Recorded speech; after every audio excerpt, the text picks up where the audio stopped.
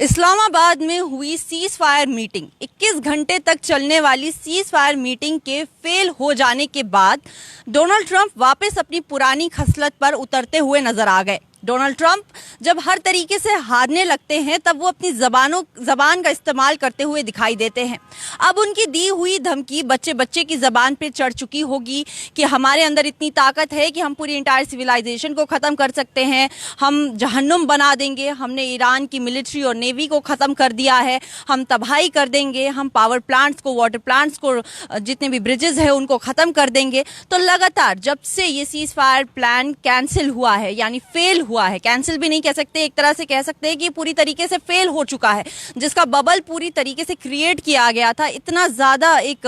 Bubble create किया गया था हर जगह कि इस्लामाबाद में सीज फायर के ऊपर डिस्कशन होने वाला है। हर तरफ से डेलीगेट्स आ रहे थे, अमेरिका के vice president JD Vance, Iran के सारे बड़े लीडर्स, तमाम पाकिस्तान के बड़े लीडर्स उसमें शामिल रहे। और उसके बाद 21 घंटे तक लगातार ये बातचीत चली। इसके अंदर 10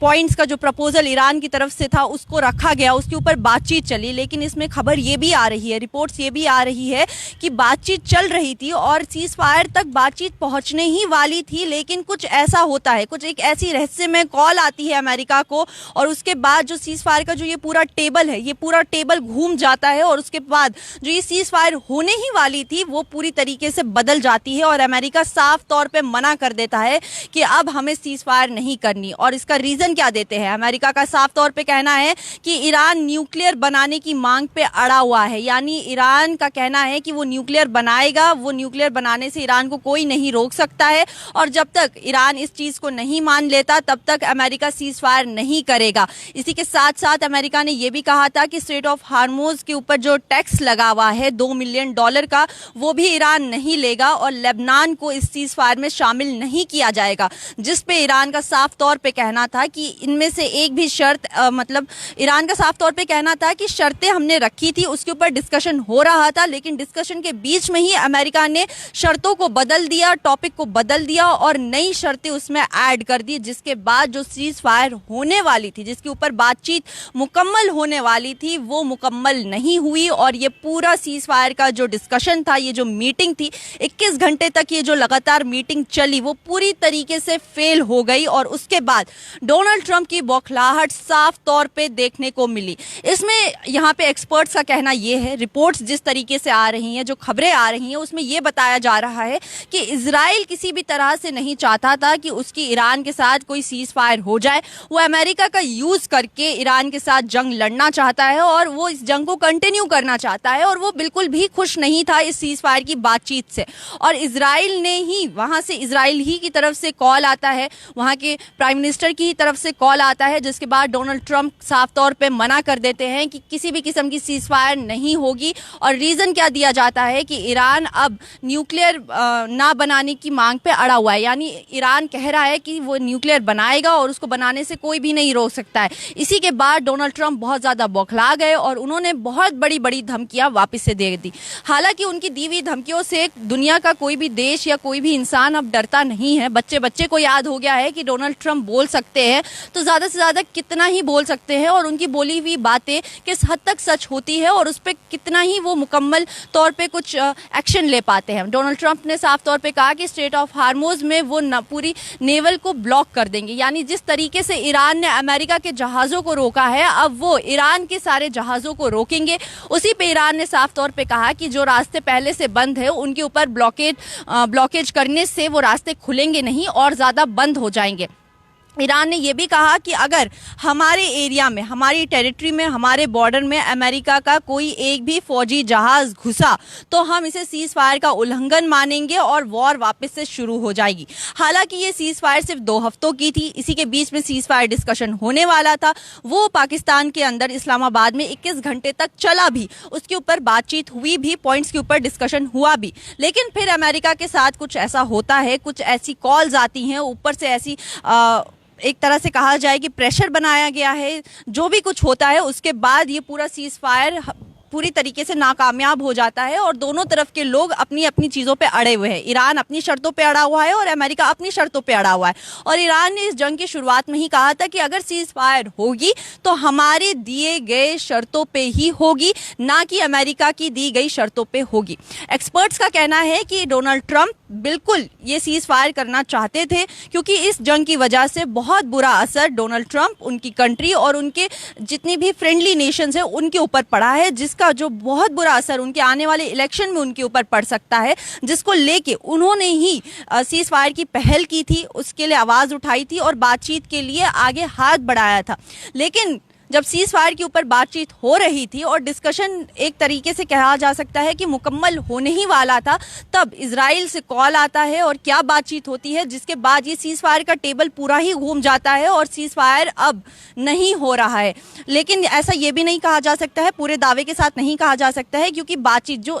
इतनी बड़ी 35 दिन तक चलने वाली लगातार ये जंग, जिसमें इतनी ज़्यादा तबाही हुई है, अकेले ईरान ने इन सबको बता दिया कि असली सुपर पावर क्या होती है, असली मिलिट्री फोर्सेस क्या होती है, असली ताकत क्या होती है। जिसके बाद अमेरिका इतना ज़्यादा बौखला गया, उसने अपनी जी जान की कोशिशें कर ली, उसने अपनी सारी ताकतों का इस्तेमाल कर लिया, अपने सारे वेपन्स यूज़ कर लिए, मिसाइल्स यूज़ कर लिए, अपना सारा पैसा अपनी इन्वेस्टमेंट डिफेंस में लगा दिया, लेकिन फिर भी वो ईरान का कुछ भी नहीं बिगाड़ पाए। और यहाँ पे पूरी दुनिया के सामने साबित हो गया कि मिलिट्री पावर में असली ताकतवर देश इस वक्त कौन है। तो साफ तौर पे दिखता है कि ईरान हर तरीके से बहुत ज़्यादा पावरफुल है और ईरान बिल्कुल भी इस होने वाली जंग से बिल्कुल भी घबरा नहीं रहा। वहीं पे अमेरिका को देखा जाए तो डोनाल्ड ट्रंप एक तरह से इस अपने ही बनाए हुए दलदल में अब फंस चुके हैं और इसके अंदर वो लगातार गिरते हुए जा रहे हैं। वो चाह कर भी इसमें से नहीं निकलना चाहते। अगर वो निकलने की कोशिश भी कर रहे हैं तो नेतन्याहू उनको उसमें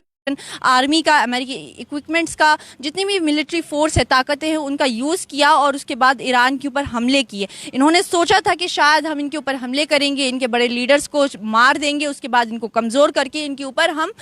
रूल करेंगे, जैसे हमने बाकी छोटे छोटे देशों के साथ किया। लेकिन वो भूल गए थे कि ये पूरी कोशिश कर ली थी कि वो दोनों मुल्कों के बीच में सीज फायर करवाएगा और अमेरिका ने पाकिस्तान को चुनकर भी लाया था सीज फायर करवाने के लिए, बीच में मीडिएटर बनाने के लिए तैयार भी कर दिया था और एक हद तक बात पहुंचा भी दी थी। लेकिन उसके बाद जो चीज़ें बदली हैं, उसने अब सवाल ये खड़े कर दिए हैं कि अगर ये सीज फायर नहीं होता है और अगर ये वॉर नहीं रुकती है, जैसे ये 2 हफ्तों की ब्रेक दी गई थी कि 2 हफ्तों तक सीज फायर रहेगा, किसी भी किस्म की वॉर नहीं होगी, जंग को रोका जाएगा और सीज फायर के ऊपर बातचीत होगी। लेकिन बातचीत तो पूरी तरीके से नाकामयाब हो गई है और अब ये 2 हफ्ते भी पूरे होने वाले हैं। तो क्या ये जो 2 हफ्ते पूरे हो जाएंगे, उसके बाद कोई और बहुत बड़ा युद्ध हमें देखने को मिल सकता है? क्योंकि अगर हम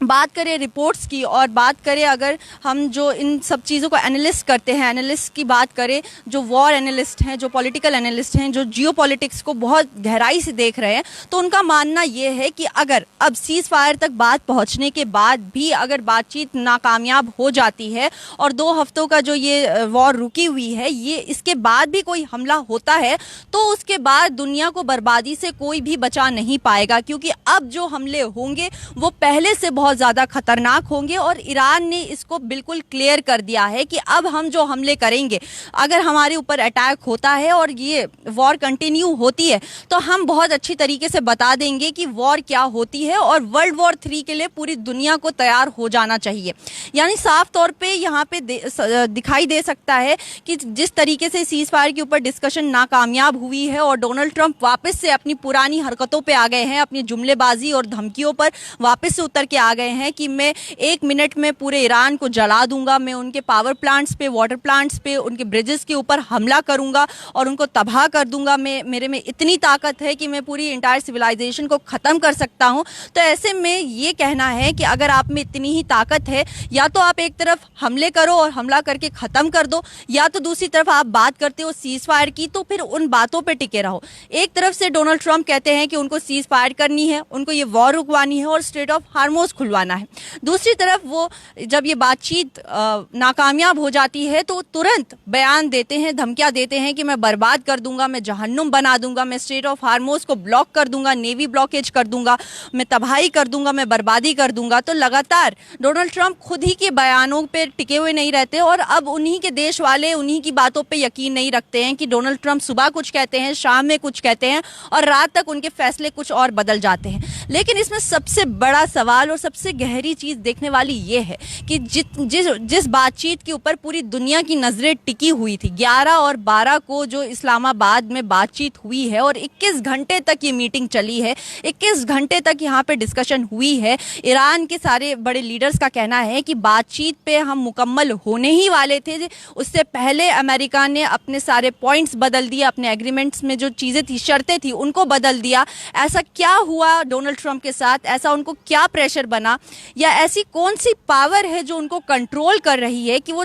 ना चाहते हुए भी वो चीज़ें कर रहे हैं जो उनके लिए बिल्कुल भी सही नहीं है। क्योंकि हम सबको अच्छे से पता है कि डोनाल्ड ट्रंप अब बुरी तरीके से हार चुके हैं, वो इस जंग से थक चुके हैं और अब वो इन सब चीज़ों को ख़त्म करना चाहते हैं, लेकिन अब वो ना चाहते हुए भी इसमें से निकल नहीं पा रहे हैं। इजराइल नेतन्याहू उनको इसमें से निकलने नहीं दे रहा है, उनका पूरा इस्तेमाल कर रहा है। अब देखने वाली बात यह है कि क्या ये सीज फायर की बातचीत के बाद और जो ये 2 हफ्ते की सीज फायर अब खत्म होने वाली है, इसके बाद अगला स्टेप क्या होता है? क्या ये लोग फिर से एक दूसरे पे हमला करेंगे और जो गल्फ में, जो अभी मिडल ईस्ट में जो टेंशन बरकरार थी, उसमें वापस से कोई इजाफा देखने को मिलेगा? क्योंकि अगर ऐसा होता है तो जो तेल की कीमतें अभी तक बढ़ी थी वो और ज़्यादा बढ़ जाएंगी, ग्लोबल मार्केट पे महंगाई आसमान छू जाएगी, हर तरीके से दुनिया भर को नुकसान पहुंचने वाला है। और साथ ही साथ इजराइल, अमेरिका, ईरान युद्ध की वजह से गल्फ कंट्रीज़ बहुत ज़्यादा बुरी तरीके से सफ़र करने वाली है, हमारी इकनॉमी बहुत बुरी तरीके से सफ़र करने वाली है।